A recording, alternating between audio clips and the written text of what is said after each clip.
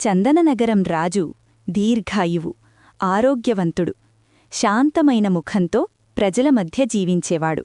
కాని కుందననగరం రాజుకు అకాల వృద్ధాప్యం లక్షణాలు కనిపించాయి. భయం పట్టుకుంది. నా ఆయుష్షు ఎందుకు తగ్గిపోతోంది అని ఆలోచించాడు. వెంటనే తన మంత్రిని పిలిచి, చందననగరం రాజు దీర్ఘాయువుకు కారణమేంటో తెలుసుకొనిరా, ఔషధమైతే తెచ్చిపెట్టు, ఆ రహస్యం లేకుండా తిరిగొస్తే నీకు ఉరి ఖాయం అని కఠినంగా ఆజ్ఞాపించాడు. మంత్రి వణికిపోయాడు. ప్రాణభయంతో చందననగరం చేరుకున్నాడు. చందనరాజు అతన్ని ఒక పెద్ద మర్రిచెట్టు కింద గుడారంలో ఉంచి కావాల్సిన సౌకర్యాలన్నీ ఇచ్చాడు. కాని దీర్ఘాయువు రహస్యం మాత్రం చెప్పలేదు. రోజులు గడిచాయి, వారాలయ్యాయి, నెలలు దాటాయి. మంత్రి మనోవేదనతో కుమిలిపోయాడు.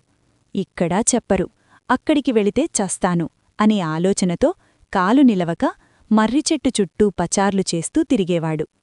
ఒకరోజు అకస్మాత్తుగా ఆ మర్రిచెట్టు నిలువునా తగలబడిపోయింది.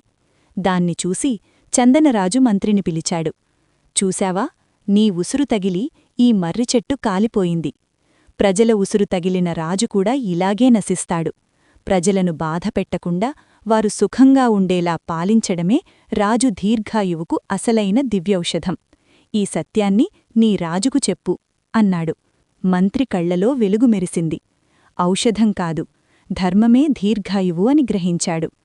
కథ మనకు చెప్పేది ఒక్కటే, ప్రజల ఆశీర్వాదమే రాజుకు ఆయుష్షు. ఈ కథ మీకు నచ్చితే లైక్, షేర్ అండ్ సబ్స్క్రైబ్ చేయండి.